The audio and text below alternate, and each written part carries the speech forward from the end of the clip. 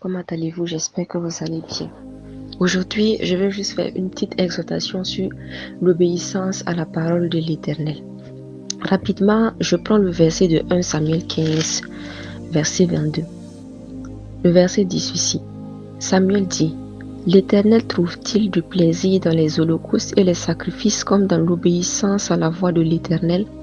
Voici, l'obéissance vaut mieux que les sacrifices et l'observation de sa parole vaut mieux que la graisse des béliers.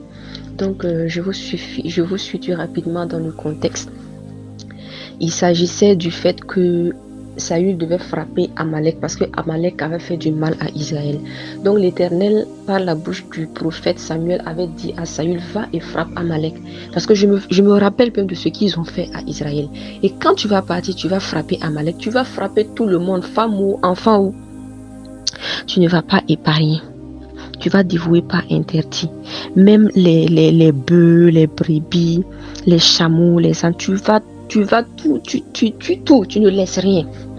Effectivement, ils sont partis.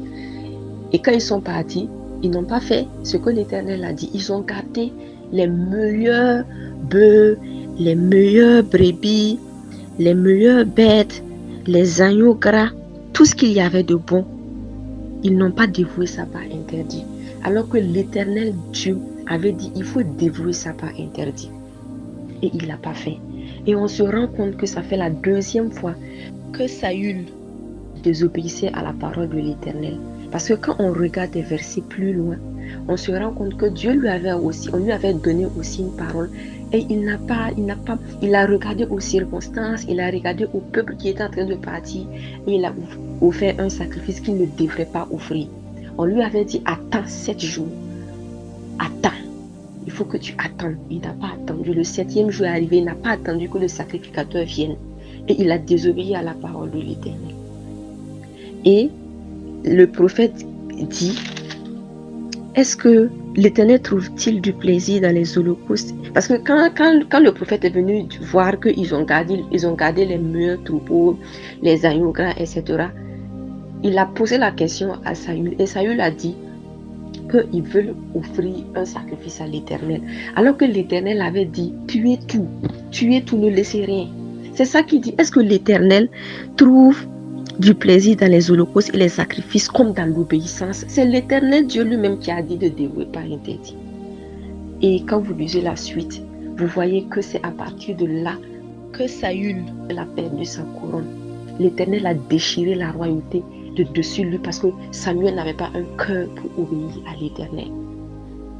L'homme est imparfait. Je ne suis pas en train de dire que un homme va pécher parce qu'on n'est pas parfait. Mais faites attention aux paroles que Dieu vous a révélées, Dieu vous a dit personnellement. Il n'y a pas un homme qui n'a jamais menti. Il n'y a pas un homme qui n'a jamais volé. Mais quand tu tombes, relève-toi, demande pardon et ne fais plus. Voilà, je ne suis pas en train de parler des péchés comme ça. Mais quand Dieu te dit à toi une parole personnelle, ne laisse pas tomber la parole à terre. Par la suite, Dieu a choisi David. Et Dieu a dit que David, c'est l'homme selon son cœur. Et David ne laissait pas tomber la parole de Dieu la parole de Dieu à terre. Il ne laissait pas tomber la parole de l'Éternel plutôt à terre. Et c'est ça qui était la force de David. Donc, je répète, vous n'êtes pas parfait. Je ne suis pas parfaite. C'est que sur un jour, on va tomber. Mais quand on va tomber, relèvons-nous et ne faisons plus le même péché. Voilà, ne vis pas dans le péché. Il peut y arriver que tu manques. Il peut arriver que tu voles. Il peut arriver que tu fasses des choses qui ne sont pas bonnes. Mais quand ça arrive là, demande pardon et ne refais plus. Parce que c'est ça qui est la repentance. La repentance, ça veut dire te détourner de ça. Mais faites très très attention à la parole que l'Éternel vous a donnée. Ne laissez pas la parole que l'Éternel vous a donnée tomber à terre à cause des circonstances, à cause des gens. Rappelez-vous que Israël là, il est mort dans le désert. Il n'est pas rentré dans la terre promise. Parce que quand Dieu a envoyé, plutôt Josué a envoyé les espions pour aller voir le pays, ils sont venus dire au peuple que en tout cas ici seulement on va mourir. Ici seulement là, on va mourir. On a vu des géants. On était à leurs yeux comme des sauterelles. patati et patata, ils sont venus gama gama le peuple. Alors que l'Éternel avait dit que je vais vous donner le pays. Mais l'Éternel savait qu'il y avait des géants et qu'il y avait des enfants d'Anak, non? Mais il a dit, je vais vous donner le pays. Donc, ce qu'il devrait faire, c'est venir dire, ah, en tout cas, c'est ce qu'on a trouvé. Mais comme l'Éternel a dit qu'il va nous donner le pays, on va les écraser. On va les écraser, c'est ce qu'il devait faire. Et les espions là sont venus, ils ont fait pécher le peuple. Ils ont dit que c'est même pas la peine. Ils ont fait pécher le peuple, à l'exception de 2 espions, qui étaient Caleb et Josué. Et par la suite, c'est Josué qui a pris la place de Moïse. Et par la suite, vous voyez aussi ce que Caleb a fait. Et l'Éternel a dit que comme vous dites que moi je suis un menteur, vous n'allez pas rentrer. Comme vous dites que moi je vous ai fait sortir pour venir vous tuer dans le désert, patati et patata, vous ne croyez pas. Vous allez vraiment mourir dans le désert. Sauf, ils sont tous morts à l'exception de Josué et de Caleb, ceux qui avaient cru à la parole de l'Éternel, ceux qui avaient décidé de marcher sur la parole de l'Éternel. Tout le reste là, ils sont morts, sauf les enfants. Dieu a dit que c'est vos enfants qui vont rentrer, c'est pas vous. Parce que ça fait 10 fois que vous me tentez. Quand je dis quelque chose, vous dites c'est pas ça. Est-ce que je suis un homme pour mentir? Est-ce que je suis un homme, le fils d'un homme pour se repentir? Ce que l'Éternel a dit là, c'est ça qui arrive. Donc, je voulais juste faire cette petite exhortation. Quand vous avez une parole révélée, que Dieu vous dit à vous personnellement, j'ai bien dit à vous personnellement. Voilà, parce que ce que l'Éternel vous dit, c'est pas ce que l'Éternel me dit. Voilà, peut-être les choses dans vos vies et les choses dans ma vie, c'est pas la même chose. Donc, c'est pas, ne prenez pas aussi ce que l'Éternel va vous dire là pour aller imposer ça forcément à des gens qui ne vivent pas les mêmes situations. Donc, quand l'Éternel vous donne une parole spécifique, prenez la parole et marchez dessus. Ne mourrez pas dans le désert. Vous devez, parce que vous ne pouvez pas. Ça veut dire, vous n'allez pas rentrer facilement comme ça dans votre destinée. Sachez très bien que le diable, il rôde. Il va tout faire pour que vous tombiez. C'est comme ça qu'il a fait. Et puis Adam et Ève, ils sont tombés. Il n'a pas envoyé le feu.